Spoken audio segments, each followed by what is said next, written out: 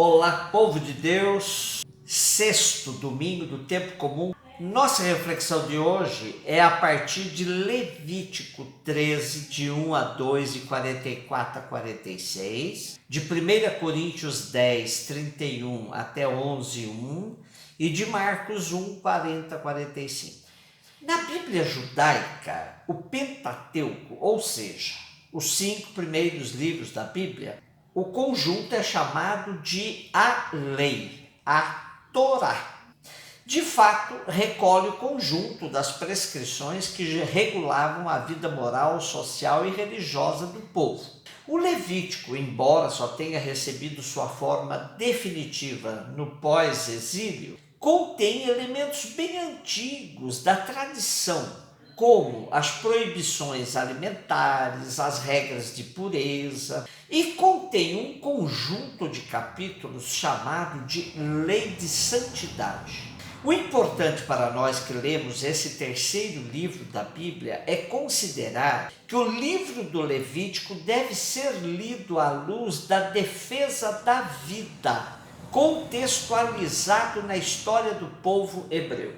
O trecho de hoje tenta preservar a vida, legislando sobre as doenças de pele, tentando evitar o contágio, pois para eles essas enfermidades eram consideradas como fortemente transmissíveis. O que aparece no nosso texto como lepra, na verdade não se reduz ao que chamamos hoje de mal de hanseníase, mas sim todas as doenças de pele da época. Interessante observar que era o sacerdote que verificava a enfermidade e declarava o enfermo puro ou impuro, apto ou não para a convivência social. O problema da lei do povo hebreu é quando embaralham problema de enfermidade com questões de ordem moral.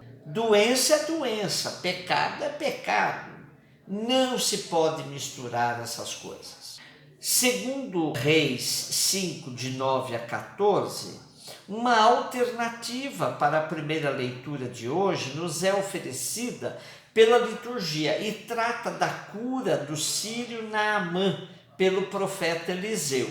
Para aqueles que propõem como chave de leitura a consideração de pequenos relatos em perícopes quase independentes, temos hoje um trecho de uma narrativa pedagógica sobre a extensão da proposta de salvação, que extrapola os limites da ideologia do povo eleito e alcança um pagão sírio, mostrando que Javé não faz acepção de pessoas. É bom que tenhamos em conta o capítulo 5 todinho do segundo livro dos Reis, pois hoje é só um pequeno trecho. Primeira leitura de Coríntios, capítulo 10, 31, de 11 a 1. Boa síntese nos apresentam os exegetas portugueses sobre esses parcos versículos.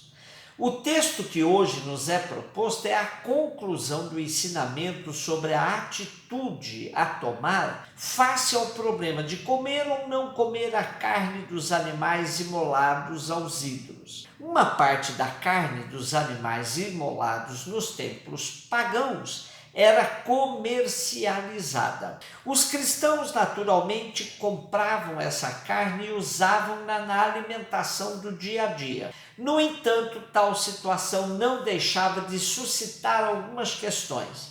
Comprar essas carnes e comê-las, como toda a gente fazia, era de alguma forma comprometer-se com os cultos idolátricos? Isso era lícito? Então, qual é a resposta de Paulo? Dado que os ídolos não são nada, comer dessa carne é indiferente. Contudo, deve-se evitar escandalizar os mais fracos na fé.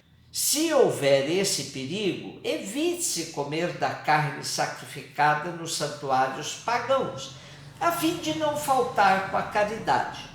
Na conclusão da sua reflexão sobre o tema, Paulo retoma e enuncia os dados fundamentais que apresentou anteriormente. Como dizíamos na primeira leitura, que precisa ser lida com orientações em defesa da vida, agora podemos dizer que esse trecho da primeira carta aos Coríntios deve ser lido em defesa da convivência comunitária. Marcos 1, de 40 a 45. Esse relato é interessante, pois tudo indica que Marcos fez uns arranjos, pois há vestígios de uma narrativa mais antiga, onde Jesus, irado, nem cura o leproso por ele ter infringido a lei do distanciamento, como apregoa o livro do Levítico. Aqui não, aqui Jesus se enche de compaixão e purifica, limpa o leproso. O verbo não é de cura. Foi muita ousadia do leproso aproximar-se de Jesus. Ele virou as costas para a lei e confiou que Jesus tinha poder de curar. Frente à ousadia do leproso, Jesus responde com ousadia também. Estende a mão e o toca, e responde ao leproso: quero, fica limpo. Ato seguido, Jesus o adverte severamente: não diga nada a ninguém.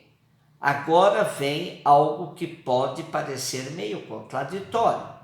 Depois de ter infringido a lei, Jesus manda o ex-leproso cumprir a lei de Moisés, pois a lei diz que quem pode dizer se ele está limpo, se pode ou não participar da vida social, para lhes servir de testemunho, é o sacerdote. Como aconteceu em tantos outros casos, o ex-leproso começou a contar e divulgar tudo o que Jesus lhe fizera.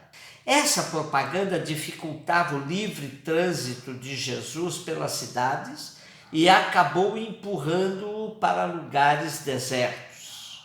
Porém, aí também vinha gente de toda parte procurá-lo.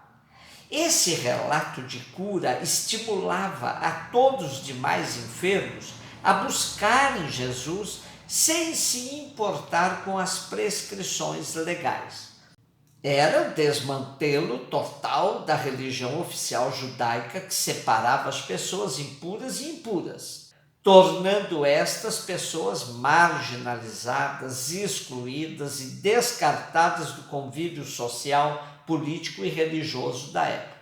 Acima da lei, acima das prescrições de uma religião que escravizava, estava Jesus e sua prática, libertando as pessoas de todas as amarras, de todos os preconceitos.